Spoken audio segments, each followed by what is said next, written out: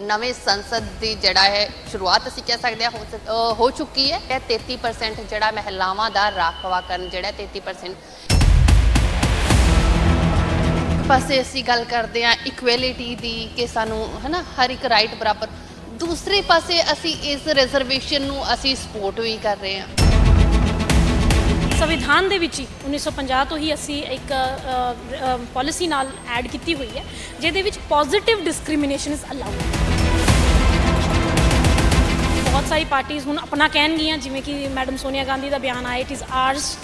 ਸੋ ਇਹਨੂੰ ਅਗਰ ਪੋਜ਼ਿਟਿਵਲੀ ਲਿੱਤਾ ਜਾਏ ਤਾਂ ਡੈਫੀਨੇਟਲੀ ਉਹ ਇਹ ਕਹਿਣਾ ਚਾਹੁੰਦੇ ਆ ਕਿ ਪਾਸ ਚਾਹੇ ਜਿਨ੍ਹਾਂ ਨੇ ਵੀ ਕੀਤਾ ਹੋਵੇ ਇਹ ਬਿੱਲ ਕਿਉਂਕਿ ਵਿਮਨ ਲਈ ਹੈ ਤਾਂ ਇਟ ਇਜ਼ ਆਰਸ। 2024 ਦੇ ਨਾਲ ਕਿਤੇ ਨਾ ਕਿਤੇ ਜ਼ਰੂਰ ਲਿੰਕ ਕੀਤਾ ਜਾ ਰਿਹਾ ਹੈ ਇਸ ਨੂੰ। ਬੀਜੇਪੀ ਸਰਕਾਰ ਆਲਰੇਡੀ ਇਹ ਵਿਟਨੈਸ ਕਰ ਚੁੱਕੀ ਹੈ ਕਿ 2014 ਤੇ 2019 ਦੇ ਇਲੈਕਸ਼ਨਸ ਦੇ ਵਿੱਚ ਮਹਿਲਾਵਾਂ ਦਾ ਜਿਹੜਾ ਕੰਟਰੀਬਿਊਸ਼ਨ ਵੋਟ ਸ਼ੇਅਰ ਜਿਹਨੂੰ ਆਪਾਂ ਕਵਾਂਗੇ ਉਹ ਬਹੁਤ ਜ਼ਿਆਦਾ ਸੀ।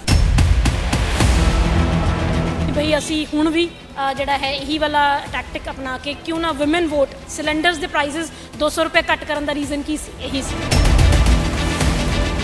ਸੋ ਡੈਫੀਨੇਟਲੀ ਔਮਨ ਵੋਟ ਸ਼ੇਅਰ ਆਪਣੇ ਵੱਲ ਕਰਨ ਲਈ ਇਹ ਬਹੁਤ ਵੱਡਾ ਸਟੈਪ ਜਿਹੜਾ ਹੈ ਸਰਕਾਰ ਨੇ ਲਿੱਤਾ ਫॉर 2024 ਇਲੈਕਸ਼ਨਸ।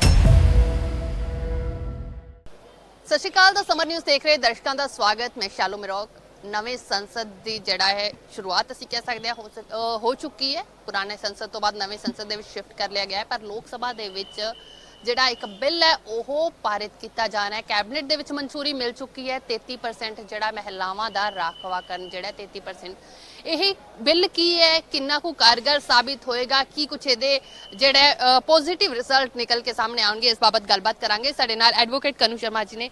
ਮੈਮ ਕੀ ਲੱਗਦਾ ਹੈ ਪਹਿਲਾਂ ਤਾਂ ਇਹ ਬਿੱਲ ਕੀ ਹੈ ਐਗਜ਼ੈਕਟ?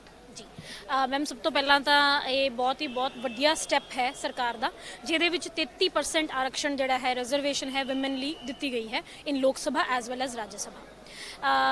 ਹੁਣ ਗੱਲ ਕੀਤੀ ਜਾਵੇ ਬਿੱਲ ਦੀ ਤਾਂ ਇਹ ਸਿਰਫ ਵਿਮਨ ਲਈ ਰਿਜ਼ਰਵੇਸ਼ਨ ਨਹੀਂ, ਹੋਰ ਵੀ ਸਬ ਕੈਟਾਗਰੀਜ਼ ਨੇ, ਸਬ ਰਿਜ਼ਰਵੇਸ਼ਨਸ ਇਹਦੇ ਵਿੱਚ ਨੇ, ਜਿਵੇਂ ਕਿ ਬੈਕਵਰਡ ਕਮਿਊਨਿਟੀਜ਼, ਐਂਗਲੋ ਇੰਡੀਅਨ। ਸੋ ਇਸ ਤਰ੍ਹਾਂ ਦੀ ਰਿਜ਼ਰਵੇਸ਼ਨ ਕਰਕੇ ਹੀ ਇਹ ਥੋੜ੍ਹਾ ਜਿਹਾ SCs STs, ਸੋ ਇਸ ਤਰ੍ਹਾਂ ਦੀ ਰਿਜ਼ਰਵੇਸ਼ਨ ਕਰਕੇ ਹੀ ਇਹ ਜਿਹੜਾ ਡਿਲੇ ਹੋਇਆ।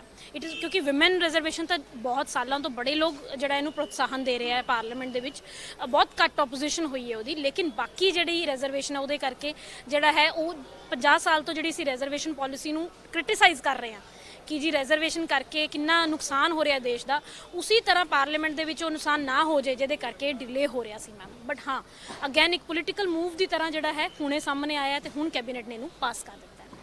मैम वैसे एक जेनरिक जिहा सवाल है, एक पासे असीं गल करते हैं इक्वैलिटी दी कि सानू है ना हर एक राइट बराबर, दूसरे पासे असीं इस रिजर्वेशन नू असीं सपोर्ट भी कर रहे हैं।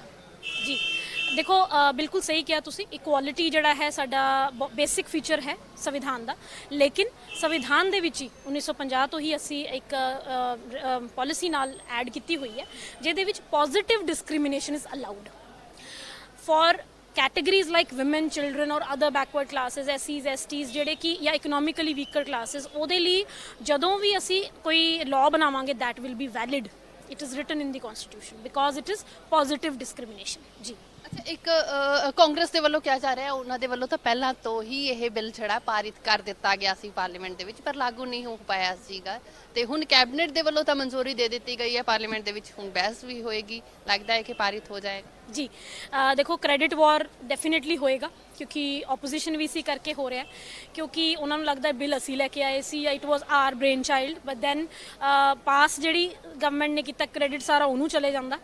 सो डेफिनेटली होएगा। इनू बहुत सारी पार्टीज़ हुण अपना कहणगियां, जिवें कि मैडम सोनिया गांधी का बयान आया इट इज़ आर्स। सो इनू अगर पॉजिटिवली लिता जाए तो डेफिनेटली वो कहना चाहते हैं कि पास चाहे जिन्हें भी किया होवे ये बिल क्योंकि विमेन ली है तो इट इज़ आर्स। सो अगर पॉजिटिवली लिता जाए तो उस तरह भी इनू बयान नू लिता जा सकता है, बट जे इनू ओपोजिट सेंस लिता जाए तो वो ये भी कह सकते हैं कि ये तो कांग्रेस का है।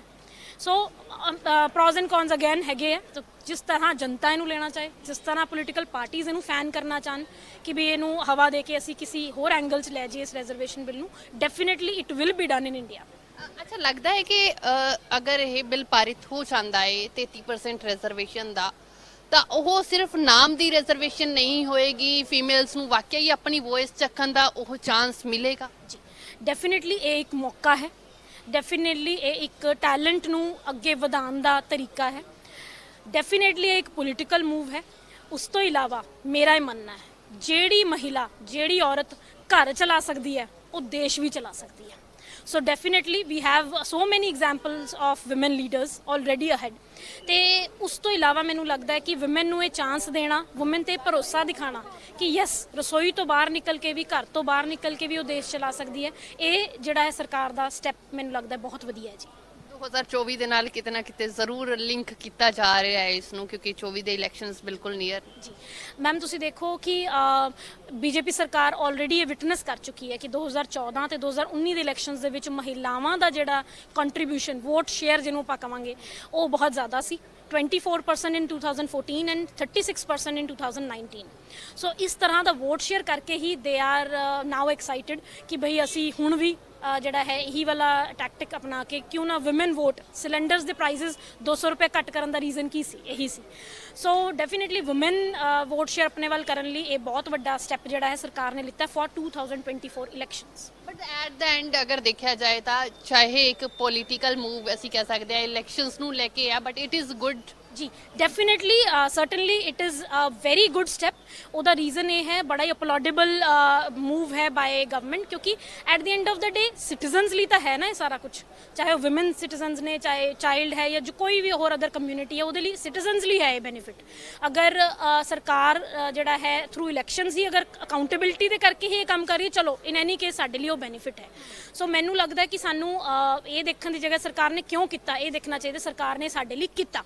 ਸੋ ਡੈਫੀਨੇਟਲੀ ਵੂਮਨ ਦੇ ਉੱਤੇ ਦਾ ਬਹੁਤ ਅਸਰ ਪਏਗਾ। ਆਲਰੇਡੀ 2024 ਦੇ ਇਲੈਕਸ਼ਨਸ ਆ ਰਹੇ ਨੇ, ਪਰ ਇਹ ਹੈ ਕਿ ਇਹ ਹਰ ਪੋਲੀਟੀਕਲ ਪਾਰਟੀ ਦੀ ਮੂਵ ਹੁੰਦੀ ਹੈ। So we can not blame one party. ਜੀ ਜੀ ਜੀ thank you so much. Thank you. ਤਾਂ ਐਡਵੋਕੇਟ ਕਨੂ ਸ਼ਰਮਾ ਸਾਡੇ ਨਾਲ ਸੀ, ਜਿਨ੍ਹਾਂ ਦੇ ਵੱਲੋਂ ਜਿਨ੍ਹਾਂ ਨੇ ਦੱਸਿਆ ਆਖਿਰਕਾਰ ਇਹ ਬਿੱਲ ਹੈ ਕੀ ਤੇ ਇਹਦੇ ਕੀ ਕੁਝ ਬੈਨੀਫਿਟ ਜਿਹੜੇ ਨੇ ਉਹ ਵੂਮਨਸ ਨੂੰ ਹੋਣਗੇ, ਸਿਟੀਜ਼ਨਸ ਨੂੰ ਹੋਣਗੇ।